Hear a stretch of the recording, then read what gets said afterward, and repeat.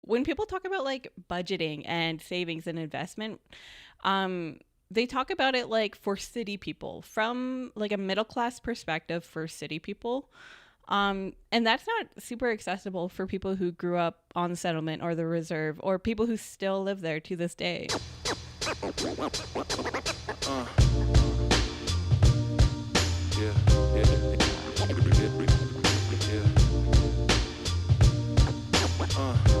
They not like us. They not like us.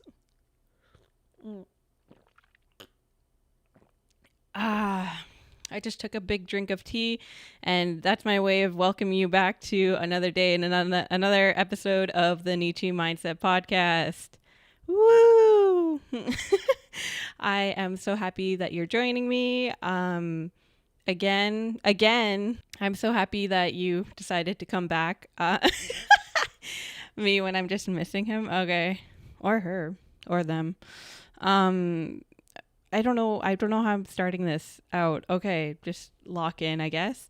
Hi, welcome back to another episode of the Neechie Mindset Podcast. I'm so happy to have you back, that you're here. Yeah. Notice anything different? Yeah. Well, first of all, you might notice that I suddenly have bangs, and then next episode I might not have bangs. I don't film these in chronological order. Surprise, you're getting a little look to the behind the scenes of how your favorite podcast is made. But yeah, I have bangs. Oh, also for my listeners, I have bangs. I kind of like, I didn't wake up knowing I was going to have bangs by the end of the day. It was kind of one of those decisions, which I don't mind like at all. But I have a conference that I'm speaking at. It's a global summit in Ottawa. Was this a massive like risk? Yeah, absolutely. 100% cutting your own bangs before. Do I look great? Amazing. I look amazing, actually. I look fantastic. Yeah, but I just kind of like willy-nilly, like after I took a shower today, I was like, it'd be cute, bangs. And then I cut bangs. And that's about like how impulsive like my decisions can be. Which brings me kind of in a way to our topic. And today we're going to be talking about money as a mindset. So last episode, we talked about money as a concept. In my pre-bang era, we talked about money as a concept, and we kind of went over like about mindset and money, and how a lot of our mindset around money comes from our childhood, and just like kind of we did some work to undo those beliefs surrounding money, the ones that don't really help us anymore. And this episode is going to kind of continue on that conversation. But except I'm going to actually give you advice. No, not advice. I'm going to actually give you something. No, I gave you something last time. No, I'm actually going to help you.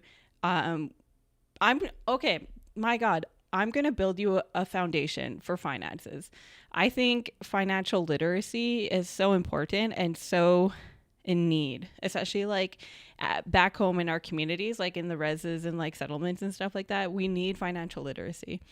I think that holds us back as Indigenous people, not only just like as a collective, because, sometimes our chief and councils and they don't make the best decisions. They always, I feel like, have the community at heart. They're always thinking about the community. However, financial decisions maybe sometimes aren't the best. And that all like boils down to financial literacy. It not only on like a macro scale of like chief and council, but also in your home and with yourself and your individual goals and your wants. I mean, we all kind of want to retire someday, and in order to do so, we do need to have a little bit of financial planning. Now, I'm not saying that you need to be young to start or anything, or you need to be old to start, or that you even need to be like rich to start. For some reason, like I feel like a lot of us struggle with this idea of wanting to be financially literate and to get ahead, but we don't make enough in our own minds. Like we don't make enough money, or our money comes from all these different places. And I get it.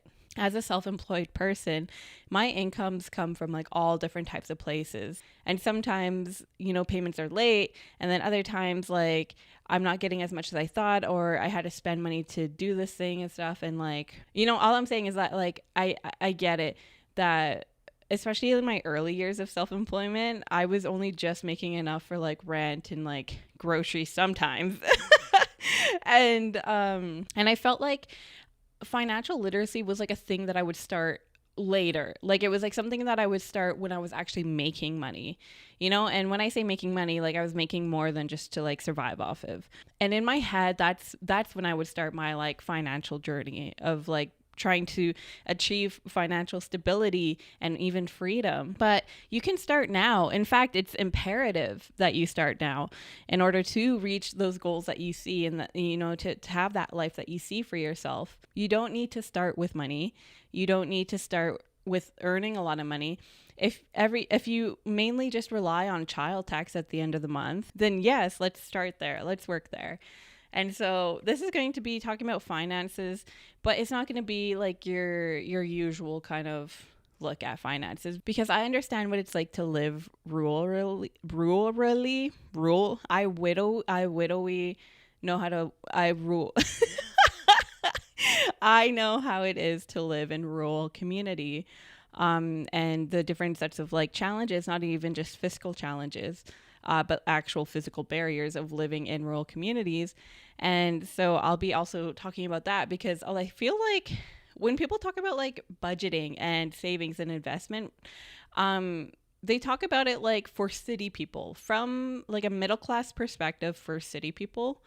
And that's not super accessible for people who grew up on the settlement or the reserve, or people who still live there to this day. You can save money and you can invest while you're living in your home community. And the budget I'll be sharing later on actually accommodates for all of that. It's actually maybe like my favorite budgeting method that I've come across. And mind you, I've been reading self-help books, including like financial literacy books, since I was like a kid. So like I've come across a lot of budgeting kind of templates or ideas or guides. And this one that I'll share later is actually maybe one of my favorites, but I digress. We have a different starting line, you know, and we have different lives, and I want this advice to come from a place where it can actually benefit you wherever you are. And of course, this won't be the last episode on the topic of money, because money is such a vast topic, and it's something that we could just keep uncovering more and more and discussing and everything. And eventually, when we have the anti-advice corner, maybe I shouldn't be a corner, the auntie's corner. No, like when I start receiving people's like questions and I'll give advice and stuff like that, I'm sure we'll talk a lot more about money then as well. Especially like on a person to person basis, where I'm answering your questions about finances. Of course, all this to say, I am not a financial advisor. I am literally just a girl. I'm literally just your auntie. However, I'm not just pulling this out of nowhere. I actually do have experiences in finance. I worked at a bank for altogether a year. And while I was there, I actually had to receive training in financial literacy across like a broad spectrum of topics. But not only that, again, I was a loser and am a loser. And I read a lot of self-help books when I was a kid. And of those self-help books, I was really interested in money. I've always loved working with numbers in my head.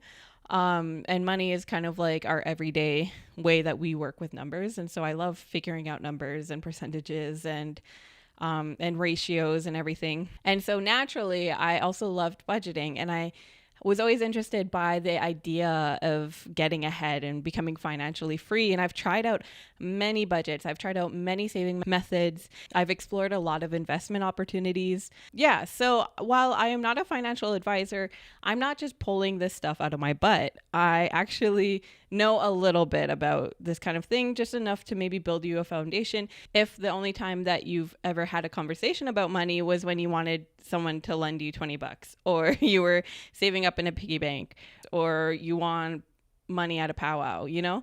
Yeah, financial literacy is so incredibly important. So without further ado, let's dive into it. Okay. So to reiterate things that we kind of covered in the last episode, money as a concept, which is episode 1 of this kind of 2-part money series for this first season of the Neechie Mindset podcast. This one is more money as a mindset. And in money as a concept, we kind of covered how money isn't scary. It doesn't have to be scary. And that money is not the root of all evil. And that we, unfortunately, in a capitalist world, need money to live. And so it needs to be a part of our life. And it needs to be something that we actually pay attention to. So without further ado, let's build some healthy financial habits for you to build a better future for you and your kids and your community at large, honestly. Because when we have healthier people and we have healthier families, we have healthier communities and vice versa. So in this episode, we're going to cover budgeting, we're going to cover investing, we're going to cover savings. And this is all going to be kind of like a very like baseline foundational kind of education that I'll be giving. This won't be the last episode on money, as I said before. This episode is going to be more of like creating the base on which you build financial stability on. And foundation is so important. But these are just going to be like the first couple of things that we're going to talk about. Okay, number 1. I'm holding up 2 fingers, but I actually mean number 1. There are a ton of budgeting styles and guides out there, and they are so vastly different. Like there's one where you literally track every single cent. There's one where you put money, like physical money, into envelopes. There's like all different kinds of budgeting methods that people swear by. However, I do think that the one that I'm teaching you today is one of the better, if not the best one, especially for beginners, because this will help build your understanding of how to allocate your money and kind of the ratios in which you need to spend your money to live comfortably while saving for the future. And another great benefit of this budgeting method is that it's incredibly flexible. So the figures I'll be sharing, they can switch, and stuff. They can like pull a little bit. And as Indigenous people, we also view the world like that. We view things as more of a relationship rather than these rigid structures. And the same is with this budget, because these are more relationships. And, sometimes we need, like in one category, more needs to go there that month or for the next while, until you can maybe lower your cost of living. And then you can maybe start adding more to the savings bucket and everything. This will all make sense in a little bit. Okay. But yeah, that flexibility I think is so incredible, because that means that this budget is perfect for anyone, anywhere. And it can accommodate most lifestyles. But first, before I get ahead of myself, why do you need a budget? Why should you have a budget? Simple. Budgeting helps you keep track of your spending and your saving and ensures that you're on track for your goals. Now, let's unpack that a little bit. Within that statement are all the kind of pieces that include budgeting. So budgeting includes tracking your spending and tracking your savings, and also having financial goals that you're working towards. Why is having financial goals important? Again, I've said this time and time again. It's kind of become my saying, I guess. Maybe I should, that's kind of cringe to be like, this is my saying now, like, and everything. But I've said this a lot, okay? Goals. Any goals are the rudder to your boat. They give you direction in which to kind of expand, expelliarmus. I don't know. They give you something to put your energy into, is what I'm trying to say. Goals give you a direction and something to work towards. Financial goals are no different. Financial goals will help direct your income. So if you have, saving goals or retirement goals, maybe that requires you to have a bigger income. So, having those financial goals will direct you to maybe ask for a raise, go for a promotion, or even just to look for a higher paying job. Having financial goals also directs your spending as well. Because if you have a financial goal that you're working towards, maybe then you don't want to eat out 5 times a week. And maybe you start making your lunches at home to save some more money. And finally, financial goals direct you in how intensely you are saving and for what exactly you are saving. What do you want your retirement to look like? Do you want to retire? When do you want to retire? And how much are you willing to forgo today to benefit future you? Financial goals are incredibly important to have and are something we touched in previous episodes, but again, I will touch on it again. That sounds crazy. Crazy way to state that. Touch on it again. I will touch on it more. Nope. Okay. I will revisit the topic again this episode. An important financial goal to get started on your journey in finances. It's simple, starting a budget. So making a budget and sticking to it. That is a very simple goal, and honestly, maybe one of the hardest ones. I have this piece of paper here. My sister's drawing, my kid sister's drawings on the back. Sorry, Alicia, I love you. Okay, and I have this pencil, and we're gonna work out a budget, and I'm going to teach you kind of like my personal. Okay, this is the budget kind of breakdown, and this is the method that we'll be covering in this episode. Maybe in future episodes I'll go over other budgeting methods, but this is like very beginner friendly. But it's also so good that even if you aren't a beginner, maybe you've been financially literate, maybe you are like already like saving for your retirement, you have like an RSP account and you have a diversified investment portfolio or something, and this budget will still work for you. This is why I honestly really love this and enjoy this budget, because not only that, but it also allows for the fact that we're human and that we live, and that we need to live. It's not a super restrictive budget. And that's maybe one of my favorite parts of it too, is that it doesn't restrict you on like those fun activities that make life fun. Because the thing about budgeting is that the reason why it fails most of the time is, number one, you didn't budget correctly, meaning that you kind of overestimated your willpower, but maybe you underestimated your bills or you didn't calculate things correctly. But the other like big reason why a lot of people fail at their budgets is because they don't allocate enough fun money. This budget makes sure that you have enough to also live life comfortably and happily while you're saving for your future goals. And I think that's why it's so popular, especially among like financial teachers and advisors and stuff, because by allocating like a certain percentage of your income every month to fun activities such as going out, going to the movies, date nights, and everything like that, it ensures that you're not overly restricting yourself, because when you're overly restrictive, that will lead to failure, because eventually when your willpower fails you and you spend money on going out, then suddenly it's just like a domino effect, and then you just like stop caring about your budget. This one prevents that by allocating money for fun. Okay, without further ado, my God, stop talking, shut up. I'm so sorry. Let's get into the budget. So this is the 50-30-20.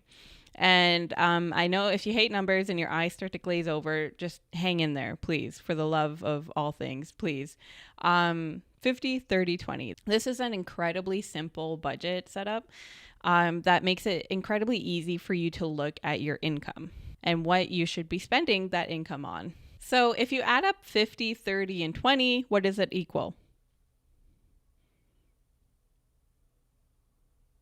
I hope he said 100. If he didn't, that's fine. It equals 100. So this budget covers every single dollar of your income, and it assigns it into a neat little bucket for it to fall into. So the 50-30-20 method categorizes your spending into 3 different buckets. So 50, let's talk about 50. So 50 is 50%.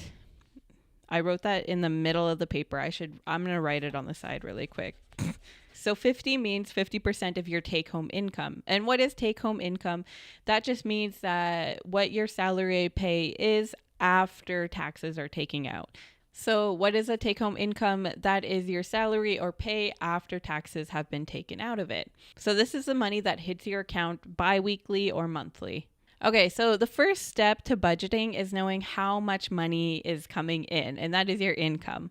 And so when calculating your income, if you're paid bi-weekly, then you just add in those 2 paychecks, and whatever that figure is, that is your monthly income. For people who are paid monthly, then that paycheck that you get once a month, that is your income.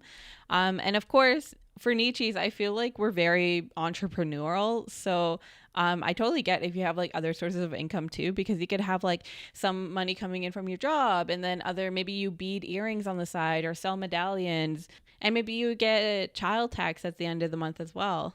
So whatever you get in consistently every month, I want you to add that up, and that is your income.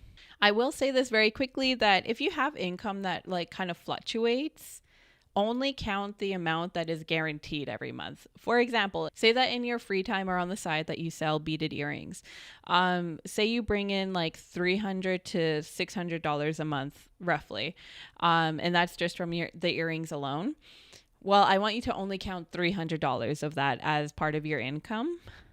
And that's just to make sure that you aren't budgeting money that you don't actually have. Because if you went on the high end of that and you said, oh, like I make $300 to $600, I'm just going to count the $600. Then the months that you're making only $400, $500, $300, or even less, suddenly you're without a kind of a big chunk of money in your budget. And then that just kind of screws over your budget for the month. So I want you to count I want you to kind of lowball yourself on that of like what your side gigs, like how much you bring in from your side gigs. I would rather that you lowball yourself rather than kind of saying like some months I make $600 and then counting that $600 when really that you usually make at least $300, and stuff. So just count that $300. Does that make sense? I feel like I said that in a very roundabout way. But the same also goes for like random paychecks here and there too and stuff like that. Like you have like Christmas hamper money that usually comes in. If you dance powwow or you drum or anything like that, like money that you get from that, GST, and then your tax return, which we'll talk about later. Those like don't count as your income, because those are things that are kind of seasonally. Unless, you're consistently getting gigs like that, then I would maybe count it. But again, just applying that same concept of kind of lowballing yourself and saying like, I know that I at least make this much money, and then only using that much money in your income. Okay. Does that cover it? Okay. All right, cool. Perfect. So for the sake of simplicity and understanding, let's just say bottom line, you make $3,000 a month. First off, congratulations. Yeah, so that could be from your job, that could be from your side gigs, that could be child tax, that could be like everything. Okay, now for the first category, 50. So you take 50% of that $3,000, which is $1,500. And now that is the amount that you should be spending on your needs. Okay, I literally felt all of your eyes roll at the same time. Okay, I know, I understand. We're living in an economic crisis. The cost of living that we are we're barely surviving under. I get it. It's hard to live on only using 50% of your income for like bills and rent and groceries and car payments and all of that. I get it. Okay. Like I mentioned before, this budget is super flexible. And so these ratios will change, but this is kind of like the idealized version of like where you want to eventually get to is spending 50% of your income on needs. So that's $1,500. So if you only have $1,500 to spend on needs, then that probably requires you to lower your cost of living. I get it. Okay. So the biggest cost, of course, is rent. Now, I know it's different when you live on like a settlement and a reserve. Rent is sometimes very cheap. However, you do kind of end up paying a lot more for like electricity and utility bills and stuff when you live in a rural community like the settlements and reserves and stuff. Again, I'm just kind of laying down the basics. This will require you to kind of do your own work as well of like figuring out these numbers and everything. But, I'll be doing like a city example, and I'll also be doing like a res/settlement example. Okay. Okay. So for rent, if you're living in the city, a 2-bedroom downtown apartment in Edmonton, a Muskwatuwa-Skayaghan, right now is going for like $1,500 to like $1,900. And I'm not out of touch when I say that because I am currently looking for a 2-bedroom apartment. Okay. So I know what the numbers are. I know what the apartments are like. This is like downtown Edmonton. This is like in the core. Of course, when you move further away from central downtown, the prices get cheaper. So $1,500 to $1,900 depending on how new the building is, amenities, how close it is to the center, okay? So if you have an income of $3,000, according to this budget, you spend only 50% on your needs, and that means you need to get a roommate. And honestly, a roommate in this time is like very smart. It's a very smart move to do to save as much money as you can. So split that rent with a friend or make your baby daddy actually pay rent. And your rent can be anywhere from $750 to $950. For ease of understanding, let's just say that your rent at the end of the day is $800 that you split with a roommate. Now, again, if you live on the res or the settlement, I mean, this kind of changes community to community, but usually your rent is kind of on the cheaper side. I know that my mom at one time used to pay like $300 for rent and everything, which, I mean, sounds like a dream. My God, that sounds like a dream. However, living in a rural community, your utilities, like your power, your gas, your water and stuff, are very expensive. So what I would do for you is that I would, like, as part of your rent and your bills and stuff, I would just like right off the bat, just your rent and your largest bills. And then that combined is kind of like what you're paying for rent and everything. And then you already got the bills out of the way for the 50%.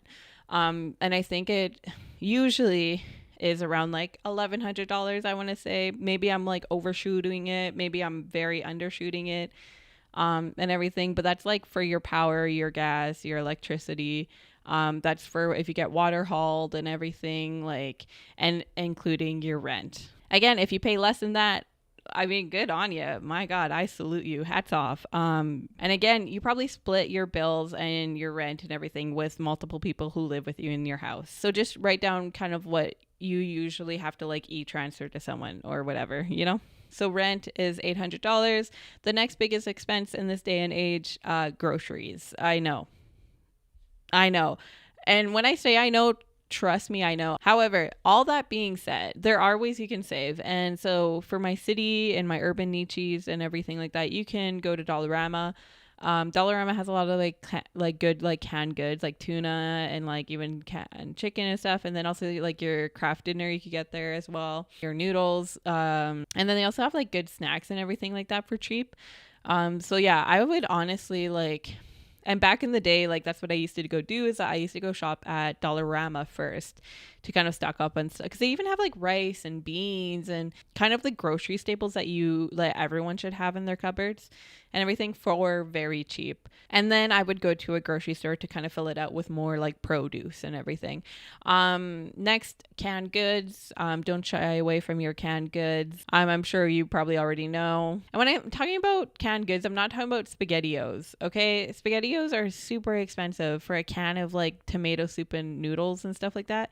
Another way to save on groceries that I was actually gagged at, make a grocery list.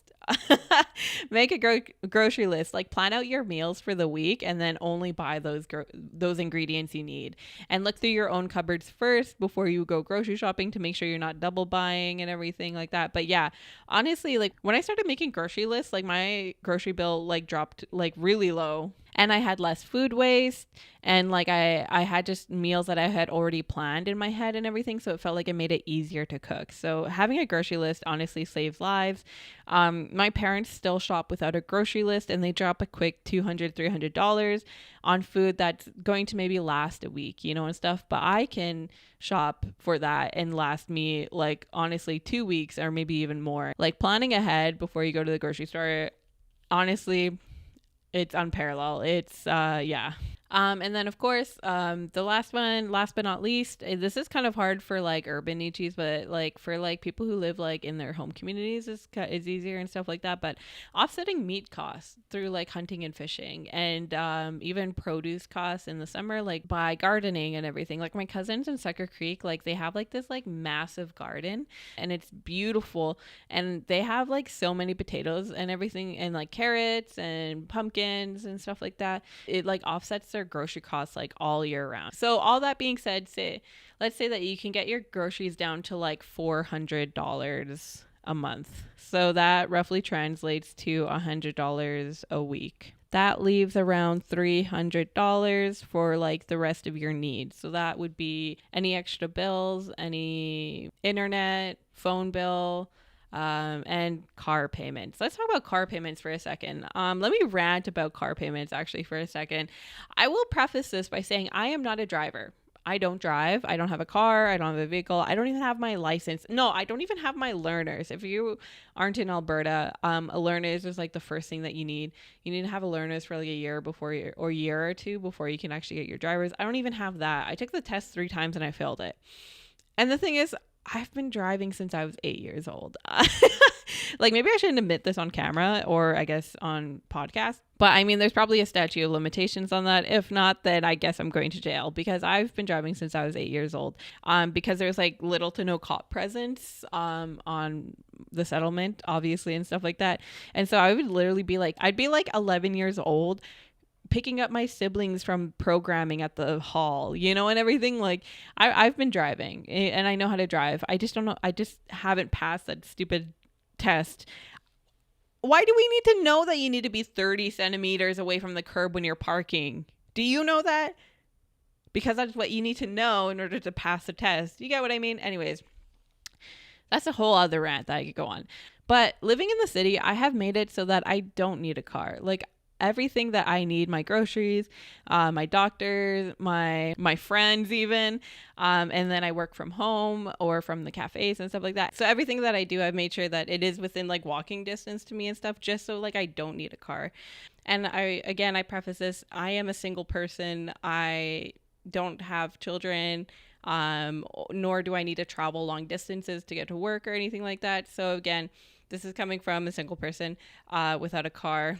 But honestly, if you live in the city and you are a single person, I don't think you need like a car.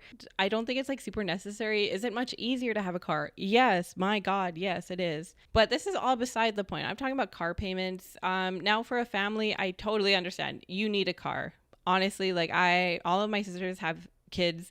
I've raised enough siblings and kids and nieces and nephews and stuff. I've helped raise them enough to know that you do need a car. It's just, if you have a kid, you do need a car. Do you need a brand new car that you need to do big monthly payments on? No, I don't think so.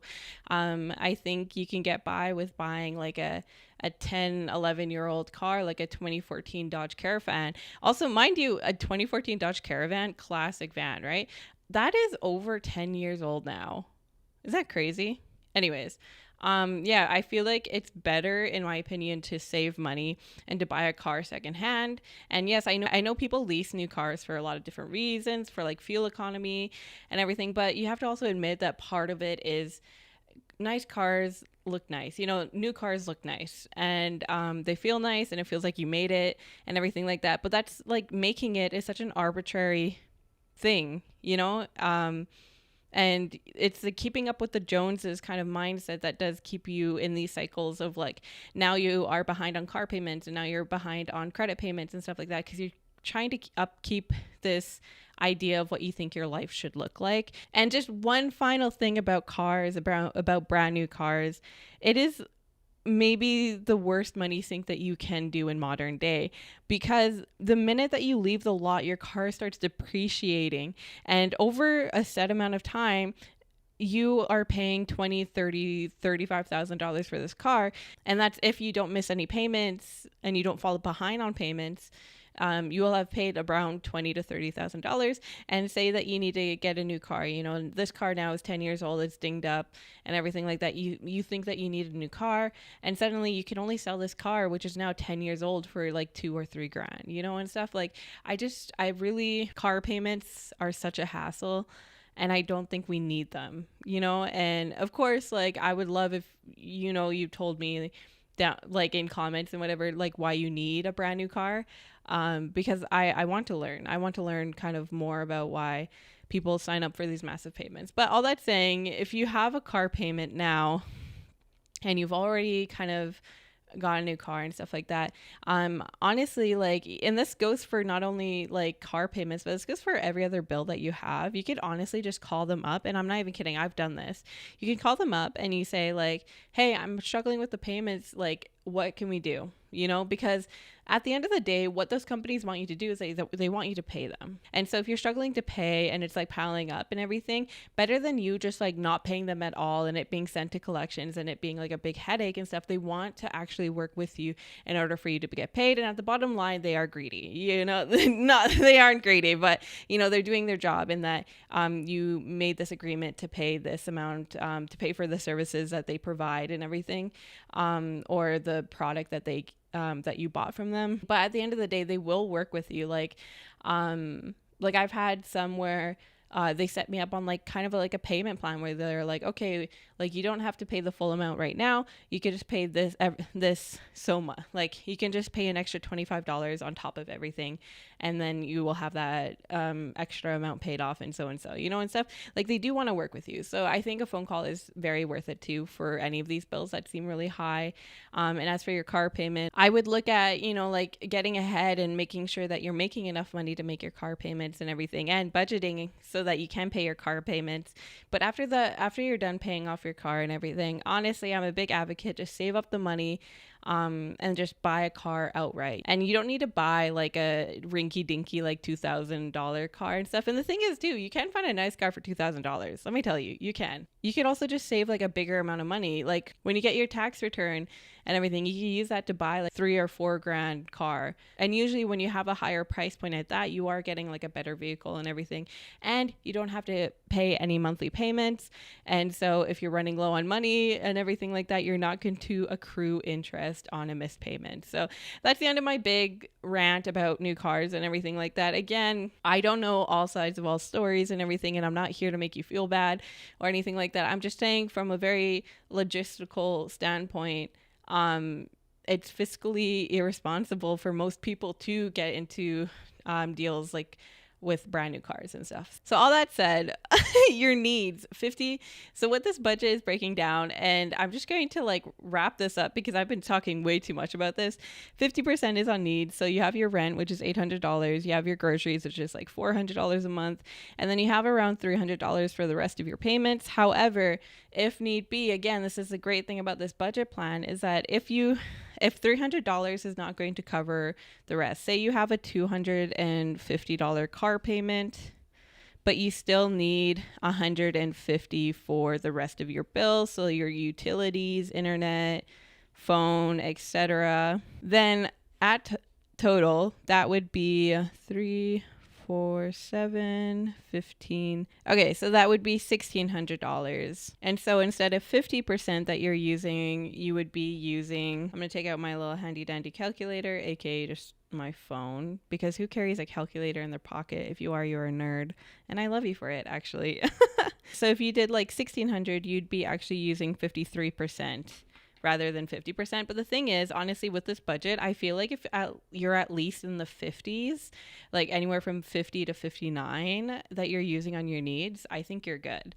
And the same goes for these next ones. So that was 50%. And the 50-30-20 method wants you to spend 50% on your needs. And then the next one is 30. So 50-30. So 30% is on your wants. So this is like on your movie nights. This is your going out to eat budget. This is like for shopping. And honestly, shopping, I feel like some shopping is like needs and stuff. So I would allocate some money into your 50% bucket actually for like toiletries and stuff, because you're always going to need toiletries like toilet paper, shampoo, conditioner and stuff. It's just good to budget ahead for that kind of stuff. So setting aside a budget of like $100 every month for that. So even if you added $100, because that's not like fun shopping. You're not like having fun when you shop for toilet paper, you know? So I would add a little part in your 50% bucket to, like, if you did $100 for toiletries, because I know toiletries also just tend to get expensive, but when you budget for them, they feel less expensive. I don't know how to explain it. Like when you're sticking in budget, but you're still spending so much money, like it does feel better. I don't know how to explain it.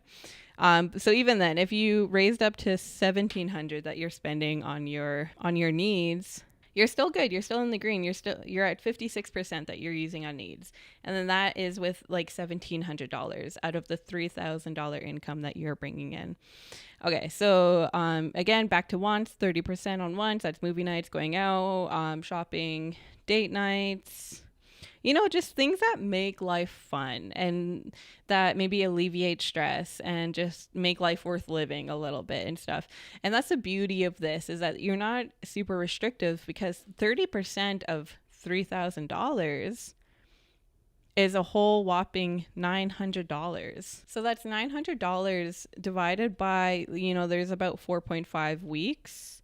So $900 divided by 4.5 weeks is like $200 a week on wants. And so that's like everything that isn't bills and rent and groceries and everything like that. So that's a very healthy, fun budget that you have that you can spend to make life enjoyable. And it's so funny wording it like that, but that really is what it is. Like for myself, like what falls into my wants category, that's my books. Like I go to the bookstore a lot. That's my cafe visits. That's my dinners with friends and everything like that. That's my movies, like the 30% and stuff like that. Like it makes it so easy to follow this budget because you're not overly restricting yourself. So yeah, big fan. Okay. And then lastly, for 50-30-20, so 50% on needs, 20% on wants, you would do 20% for savings. And I'll talk more about savings later and everything like that. But so 20% of savings, if you have $3,000 a month, that's a whopping $600 a month you're saving. But that's like if you're perfectly at 50, 30, and 20. If you remember in our needs category, we kind of saw the need to expand it a little more to dip into 56%.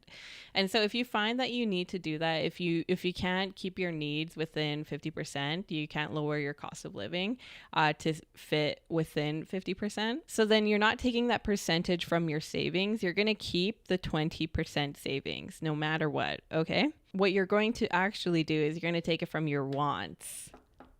And this is where discipline comes in. This is where when you're like, oh, like I can't lower any of my cost of living. If you're telling yourself, I cannot lower my cost of living at all, like I'm at the max and stuff like that. Like I don't want a roommate, or I want to spend more money on groceries, or I really do want a brand new car and stuff. You're taking away from your wants category. You're not taking away from your savings. Like I want your savings to stay at 20% because savings is so important. And again, something that I'm going to touch on in just a second once I finish here. So say you need to spend $1,700 for your cost of living, and that's totally understandable that we're in a cost of living crisis. Like I'm not judging you, but I'm just saying that when you're taking extra money from any of these categories, you're taking it from your wants. And so if you're at 56% that you're spending on your needs, if you're sitting at 56% that you're spending on your needs, then your wants go down from 30% to 24%. So that your wants and needs category will always hit 80%. So that leaves you 20% to save. And so instead of now having $900 to spend, you would only have $720. And I'm saying only, like that's still a lot to spend on like fun money and everything, because divided by, again, 4.5 weeks, that's around $160 that you get to spend every week on like fun things. And also, side note, wants, that includes your subscriptions. So that's like your Disney Plus, your Netflix and everything, and whatever else you subscribe to, like that's also in your wants category. Just a little side note and everything. So does that make sense when you are shifting around this budget to meet your needs? Because again, cost of living crisis, you're taking away from the wants category, never your savings category, because you want your savings to stay around 20% and even higher, because that's going to build a foundation of financial stability in your life. So that's kind of my breakdown of the 50-30-20. I hope it kind of made sense. I know I jumped around a little bit, but I hope it made sense to you. So I want you to look at all of your income, like all of your side gigs and everything, what you get from work. And I want you to add that all up and calculate what your take-home income is. Again, take-home income is your income after tax. And then you can now apply this 50-30-20 rule to your income. So instead of having to track every single penny, every single dollar, you now just have this category of like, I'm spending 50% of this on my rent, on my bills, on my groceries, on my car payment, and then 30% you're spending on your wants. And I know that it seems like I'm leaving out something big and stuff like that, like gas and daycare and everything. However, I can't take the time to break down every single thing, because then we could also talk about prescription medications, and then we could also talk, and everything. This is just something I just wanted to break down very simply what this all looks like. And then lastly, 20% on your savings. Okay, that is a 50-30-20 method. I hope it makes sense. If you have any questions or anything like that, please let me know. And then we're just going to continue like talking about this again. I love it. Okay, now let's jump into savings. So if you do follow the 50-30-20 and you make $3,000 a month, you're setting yourself up to save $600 a month. And that's fantastic. However, I also know that a lot of people don't make $3,000 a month. Maybe they start out really small. Maybe you could only realistically contribute like $50 or $100 every month to a savings account. At the bottom line, though, as long as you are saving, you are doing so good. As long as you are saving something, you are moving yourself forward. So why is it important to save? Well, savings, it's not just fun just to have a pile of money there and stuff like that. Like, that's not why people save. People save in case of emergencies. You know, like if your kid suddenly comes to you and he has a cavity, or he has a root canal that he needs, you know, and stuff, that's very not cheap and everything. And so if you don't have a savings to kind of help you pay for dental, then you're forced to just kind of be like asking everyone like, hey, like, can I borrow this and this and this and this and everything? And you're scrambling to try and cover these costs and everything like that. So a savings account acts as a safety net between you and emergencies and unexpected payments and bills and everything and costs. But it's not only a safety net, which can kind of feel a bit scary. Your savings could also be for like trips and vacations and new secondhand car, and or maybe to start up a business, or to, you know, like, savings gives you options. It gives you so much freedom in life. And let me tell you, like, when you have savings, you can breathe. When you have a savings, you could literally like breathe better. I'm not even kidding. Like, when I first got out of that paycheck to paycheck cycle, I felt like the biggest weight off my shoulder, because I didn't have to constantly be stressed and worried about money and what was in my account anymore, and stuff, because I knew that, you know, if there was an unexpected cost for something, or maybe there's a cool opportunity that I would need to pay for last minute and stuff like that, like, I had the means to do so. So a savings account is both for your safety, but also for your pleasure. And I hate to word it like that, but yeah, savings accounts are so important. And it also, like, savings account can also contribute to your future, because with savings, you eventually can start investing, which I'll get into later. But for now, we're going to go into quickly, what should you be saving for? It's more than just putting money into an account and forgetting about it. So the first goal for your savings account should be to build yourself an emergency savings. And so an emergency savings is 3 to 6 months of expenses saved up. Obviously, if you're just starting out, like, start off with saving 1 month of expenses, and then, you know, so on and so forth and everything. You don't need to be like, I need to save 6 months of expenses. Like, that could be your end goal, obviously. However, if we go back to our budget and we see that we spend $1,700 on expenses, so that's for your wants, needs, and whatever. When calculating what you spend in a month on expenses, you could just look at your 50-30-20 budget and look at the 50%. However, when you do fall on maybe harder times and everything, you still want a little bit of fun money. You maybe don't want the full thing. Because then you would be saving like a massive amount of money. But maybe you want like an extra $300 on top of that $1,700 that you need for your base amount of like rent, bills, groceries, and everything, in order to like have a little bit of fun money and stuff. So bottom line, you want to save $2,000 because you spend $2,000 a month. So obviously, I mean, you can do the math from there, but 3 months of expenses for $2,000 is $6,000. And so that can be like, maybe goal 1 is that you want to save $6,000.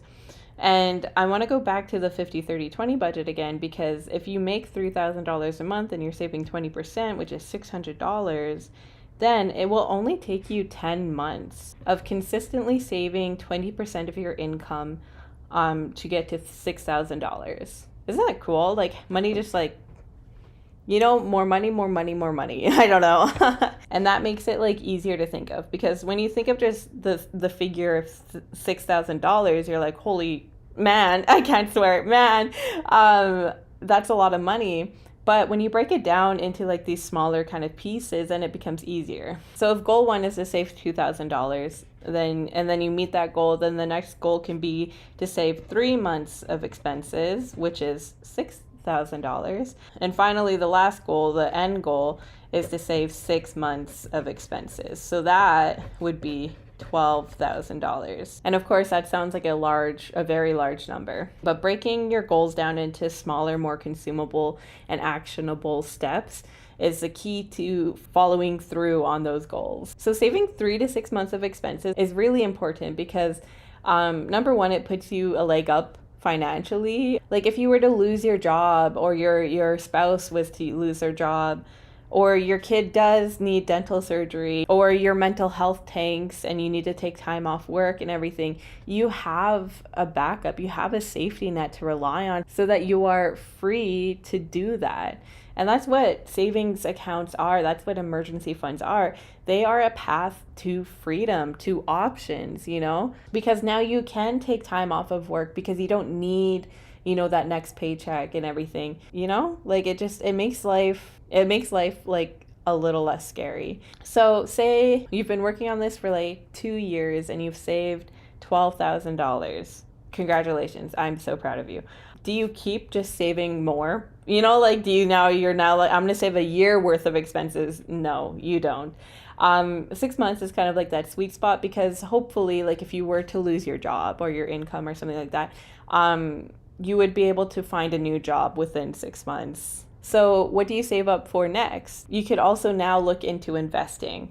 And so and this is kind of where we now go into investment. Investment is a humongous topic. Okay, so now we're moving into investment. And investment is complicated.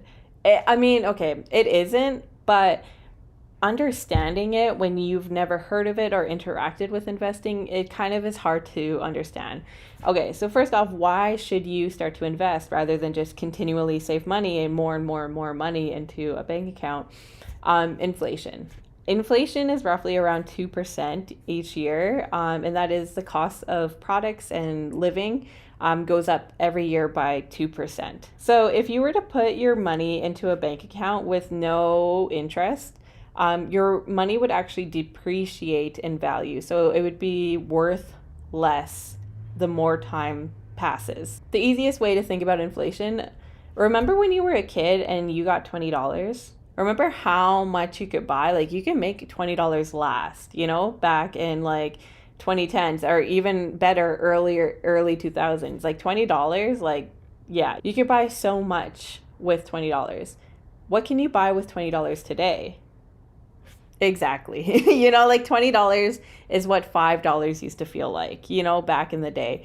And that is, in the simplest terms, inflation. That is due to inflation, which is the cost of living and products and goods and services increasing every year by around 2%. And so if you put your money in a bank account with no interest, your money just loses its value over time, because, the $20 that you put in there 10 years ago, it's not able to buy as many things now as it was able to 10 years ago. Does that make sense?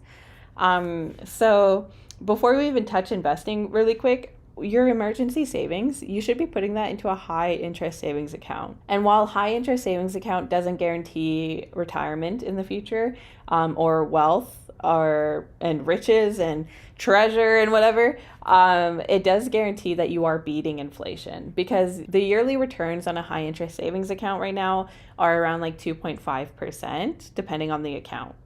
If inflation goes up by 2%, and you're in your savings in your high interest savings account has a 2.5 interest rate, so that means your money is growing and it is beating inflation. So your money isn't losing value. However, you can't build wealth with that. And so this is where investment comes in. Investing, in the simplest terms that I can explain it. And again, I'm not going to teach you everything there is to know about investing. And if you don't understand it at first, that is completely fine.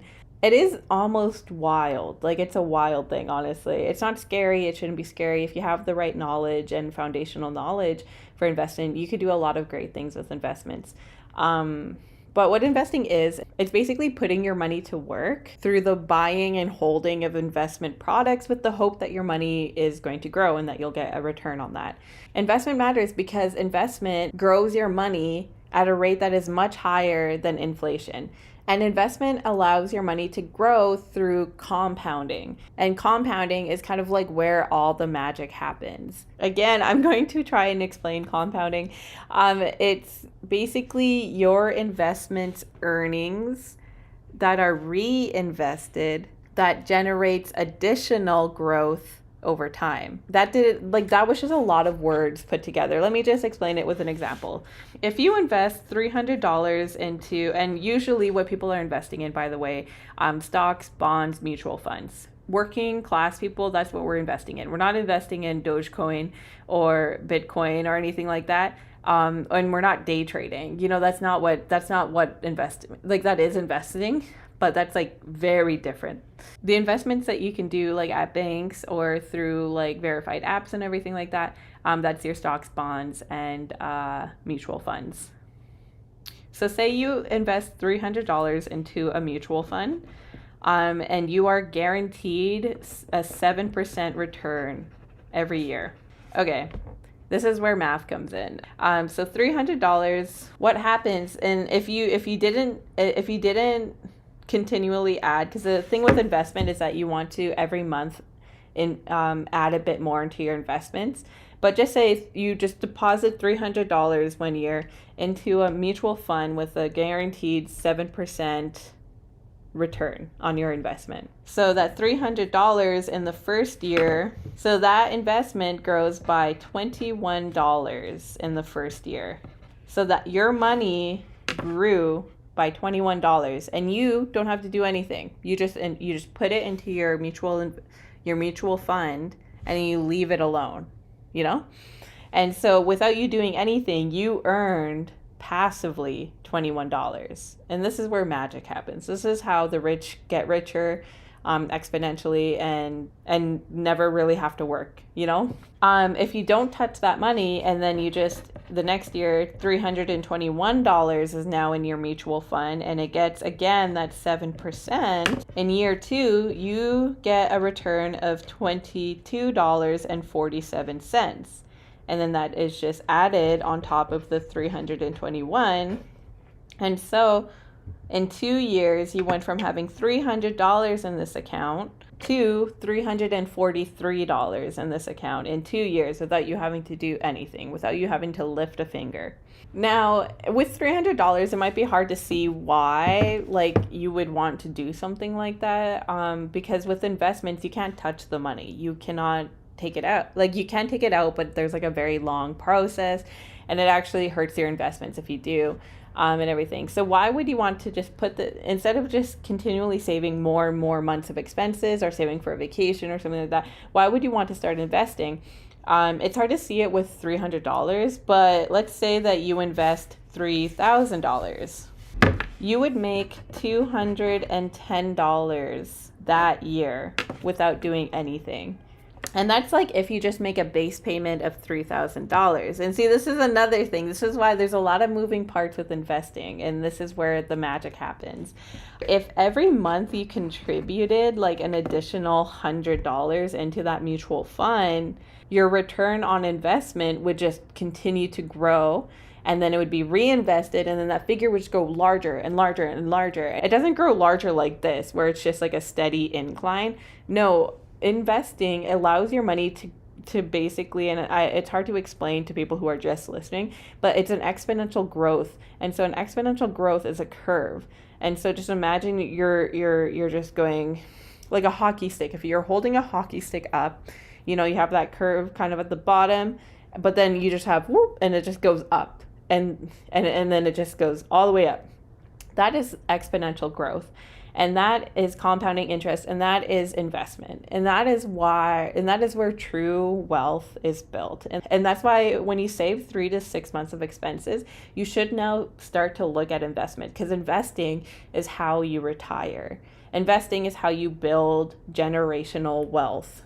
Investing is how you beat inflation. So that is investing. Again, if you didn't get that, if it kind of went a little over your head, that is completely fine. It took me years to kind of really understand what investing is, and why it's so important. So now that I've talked about that, how do you get started with investment? This is where I cannot hold your hand. This is where I cannot tell you how you can invest. This is where you would go talk to a financial advisor in a bank. However, I can say this is that you don't want to do those get rich quick kind of schemes of investments. So that's like investing in Bitcoin, and that's investing, in just random stocks and everything like that, because you need to understand and know the stock market in order to buy into stocks and to leave with more money. Usually when people just willy-nilly buy stocks here and there, they end up losing out on money, because you need capacity and you need the attention and understanding of the stock market in order to actually make money on it. And a lot of people, if you're working a 9 to 5 and you have kids, how are you going to keep track of the stock market, babe? How? So what I will say is that this is where financial advisors come into play, and also diversifying your investments. So what does diversifying investment mean? It means safety. You don't put all your eggs in one basket. You put some here, you put some in Apple, you put some in I'm trying to say brands, but most of them I'm boycotting. So I was I don't know. so you just put your money into all these kind of different stocks and everything. Even if one of the stocks crash, or one of the stocks do badly, another stock or the rest of the stocks will kind of keep you afloat, and they'll actually ensure that you are still earning money even despite that one or two stocks. Okay, that was a lot, babe. That was a lot. We talked about budgeting. I gave you the 50-30-20. We talked about savings. I told you about why you should have a savings account and saving 3 to 6 months of expenses. And then we talked about investing. And investing, that is a beast. That is a beast, but that is the secret to building wealth in your life. That is everything for the money as a mindset episode.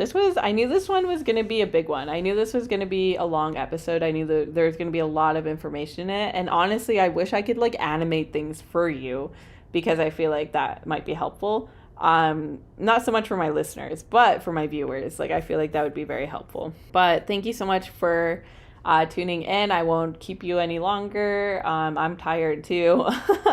But yeah, again, this is not going to be the last episode on money. Money is such a broad topic, and there's so many things that we can cover. And eventually when I do start my anti-advice time, I don't know what to call it, anti-advice, where basically I'll be answering your questions on my Patreon and stuff. Then we can talk about it more, and I could actually answer your very specific questions on money and stuff. But I will be having more episodes on money and budgeting. Maybe I will just dedicate an episode to budgeting, an episode to savings, and an episode to investing, because putting them all together now, I see how insane that was of me, actually. So yeah, this is your basics. This is your basic financial Neechie education that you need for community and for yourself. So yeah, thank you for tuning in. I hope that you learned something, and that maybe I was able to give you some tools in order to start building a better future for you, your community, your family, yourself. So thank you for tuning in. Yeah, I don't know. Kinanas Compton now. I'm thankful to you all. And Asamina Kwapinton.